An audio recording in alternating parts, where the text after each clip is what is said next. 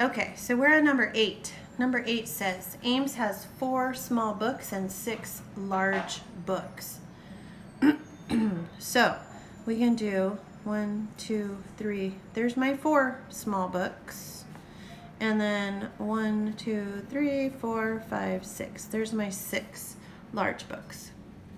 Each small book can hold up to 112 baseball cards. And each large book can hold up to 184 cards. Okay, so I have got my thinking map going with the problem. I'm drawing myself a picture to help me work this out because there's some hidden problems we need to solve before we can solve the total problem. Let's see, the question that we need to solve is how many cards can Ames possibly have? Okay, so we need to figure out the TP, right? We've got to do 2 separate problems and then add that together to figure out how many total cards he could possibly have if these were all filled. Okay, so I'm going to actually turn my book sideways. Let me move this up so you can see my work.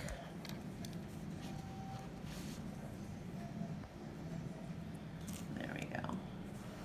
Get that better in the frame for you. All right, so let's start over here. So I want to do my 112 times 4. And then over here I will do my 184 times 6. Okay. I'm going to use the regular the algorithm. 4 times 2 first. Oops. Let's not do it that way. That blended together. So let's do our lasso method. 4 times 2 is 8. Done with the 2. Now it's 4 times 10 or 4 times 1 is 4 or 40. Done with the 1. 4 times 100 or 4 times 1 is 4. So we know the small books can hold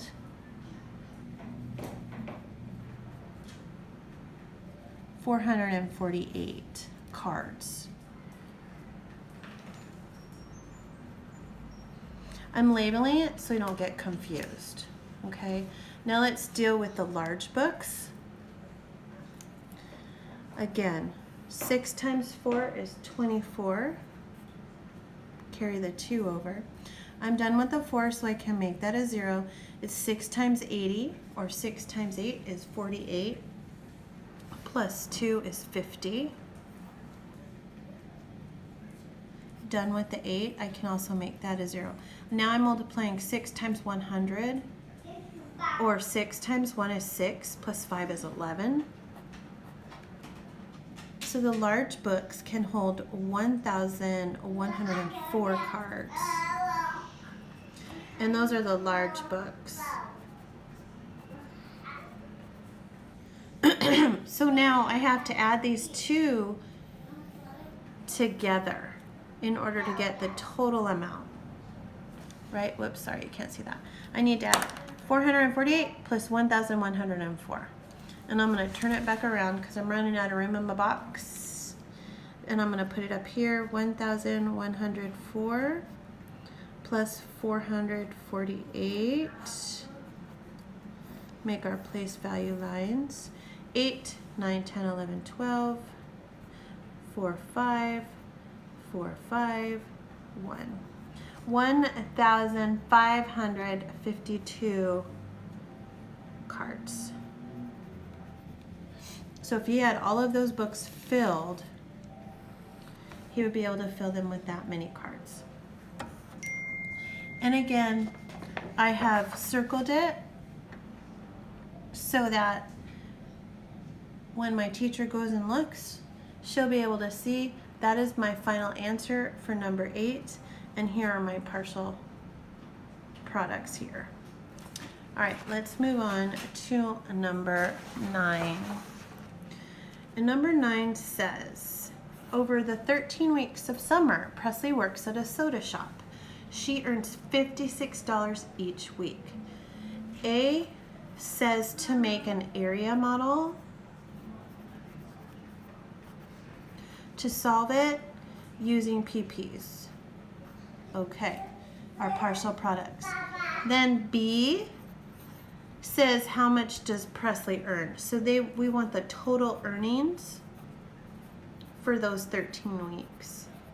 Again, I'm making myself a thinking map. Oops, sorry, I forgot it was so close and I need to move it over. All right, so A part of this problem is building an area model and showing my partial products. B is total earnings. So let's do the area model first. We know we have 13 weeks in the summer times $56 per week. Okay, so we're going to go left to right here and make an area model. I want to have 10 plus 3 is 13. 50 plus 6 is 56. I'm going to make my box in here. Put my multiplication symbol there. I have 4 digits, so I know I'm going to have 4 boxes. But I also have 2 addition symbols, and I know that that's where I want to put my lines so that my model is accurate.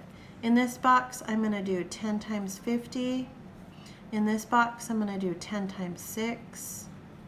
In this box, I'm going to do 3 times 50. And in this box, I'm going to do 3 times 6. 10 times 50, 1 times 5 is 5. I have 2 zeros representing 10 times 10. That gives me 500. And I have 10 times 6 is 60, or 6 times 1 is 6 with my tens place value. Then I have 3 times 50, or 3 times 5 is 15, and 1 tens place value, which I'm going to represent with a 0. And then I can do the basic fact of 3 times 6, which is 18. Then I have all of my partial products. I'm going to do 500 plus 60 is 560. Then I'm going to do 150 plus 18, which is 168. Those are my partial products, and I'm going to label them with the PP label for partial products. Then I'm going to take my total, my 2 totals, and I'm going to add them together. 560 plus 168. 8, 12, 5, 6, 7, 728. So I have done both the area model A and B at the same time, which makes it really easy.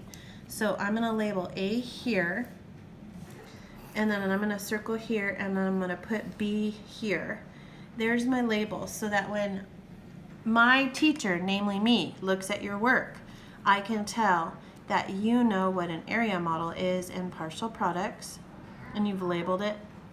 And then you also can tell me what the total amount that she will earn is. All right, move over to number 10. I'm going to label my 4th box on this page.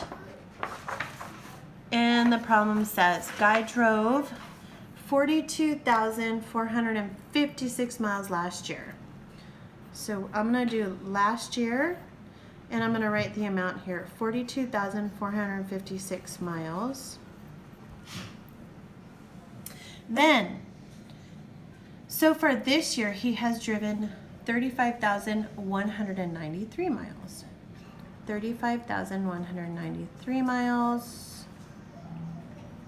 and that's this year. And I am labeling that with a TY.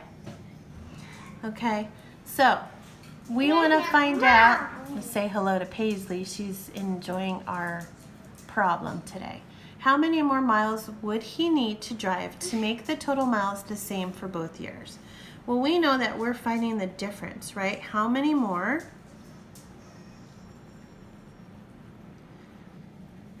means we're going to subtract, right? So I'm going to turn my book. I'm going to scan in for you so that you can see my problem better. And I'm going to do 42,456.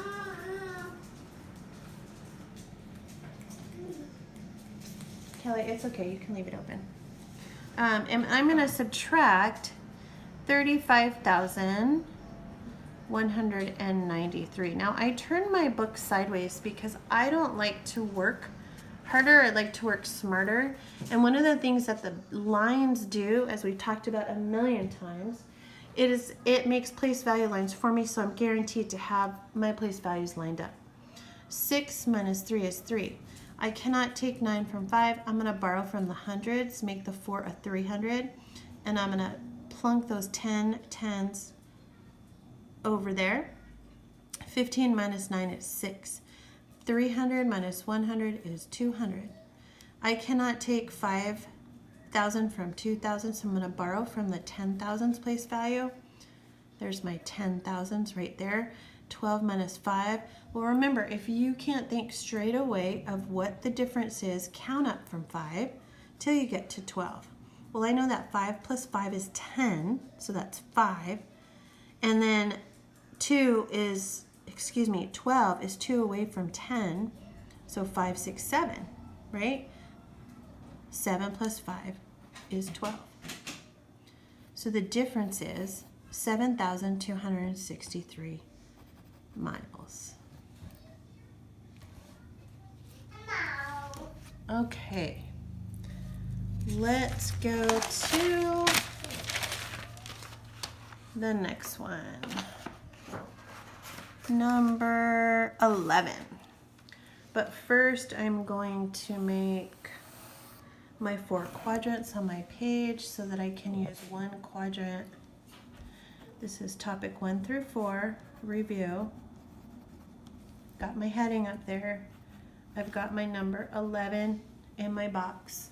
And it says, Josh used the distributive property to find 3 times 918. So they're asking us to find the correct solution using the distributive property and then tell me why. So I need to make sure I'm using the distributive property. And then I need to say why. So there's my thinking map. I've given myself all of these directions to make sure that I don't mess it up. Okay, so the first thing I need to do is break up this 918 and get 900 plus 10 plus 8, 918. And then I'm going to take my 3, and the 3 is going to play tag with the 900. So 3 times 900, 3 times 10, and 3 times 8, right? So this 3 has been multiplied by all 3 of those place values. And then don't forget, we have to add those together. And then we'll get our total product. Okay? Now, another way we could write this is this. We could say 3 times 900 plus 10 plus 8 equals our total product, right? Because we are doing the same thing. Remember, this is the second step in the distributive property, and then it would be 3 times 900, 3 times 10, and 3 times 8. And then you would get the same problem here.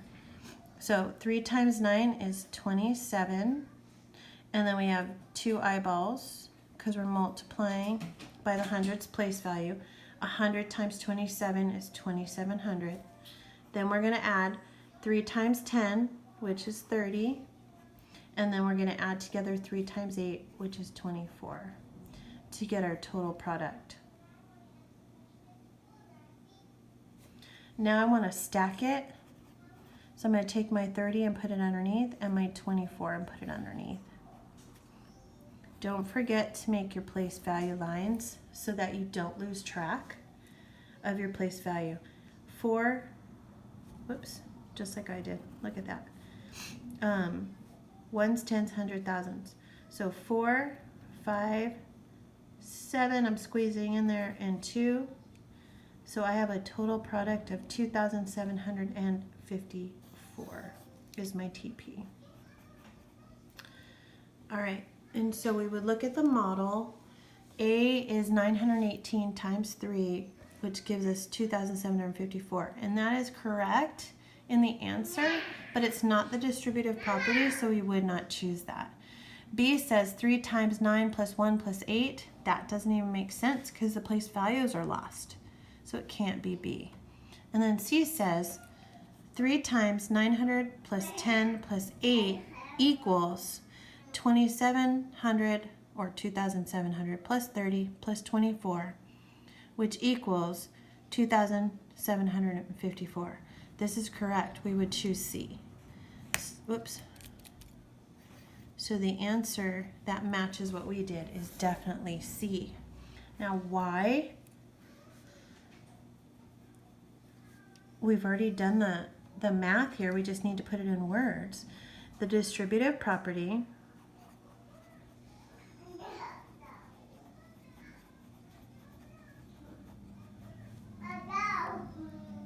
multiplies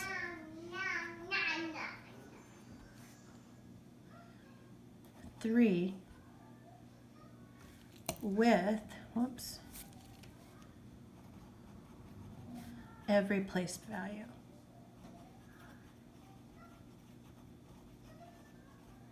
And if you wrote that, then you're 100% accurate. If you didn't, that's okay, but make sure you write it anyway. Excuse me. You need to make sure that you have distributive property multiplies 3 with every place value. You could say it a little bit differently, but that is the gist. Okay, let's move on to number 12. And the question says, which numbers should Alex and Marina choose if they want to round to 43,000 when looking at the nearest thousand? So I'm going to be rounding. I'm going to write that word down. I'm rounding. I'm rounding to the nearest thousand.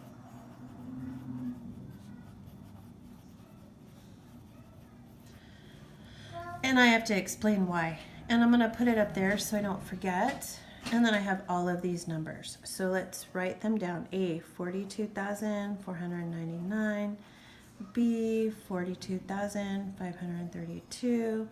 C, 42,983. D is 43,099. And E is 43,909. Well, we're going to round to the nearest thousand. So the first thing we're going to do is we're going to underline the thousands place value. And then we're going to put an arrow to the right. And then we're going to figure out which of these numbers is going to round to 43,000. You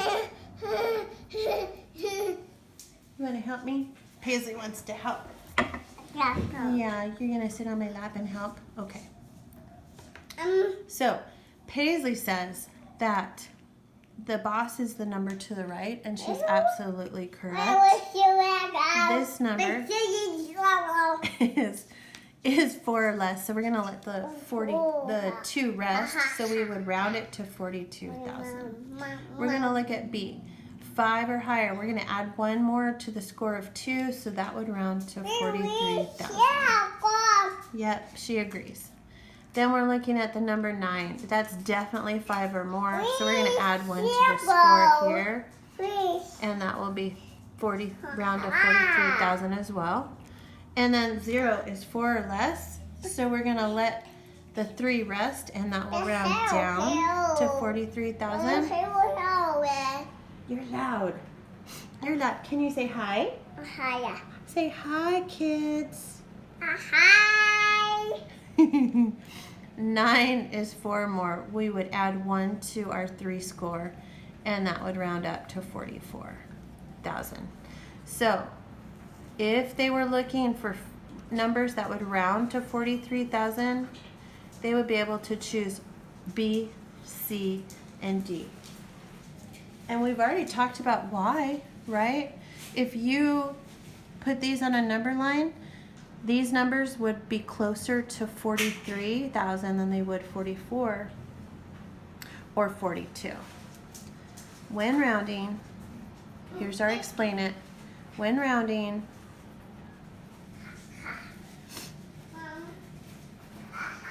if the number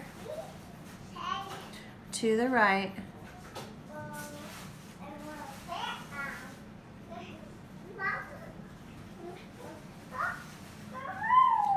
follows our rules,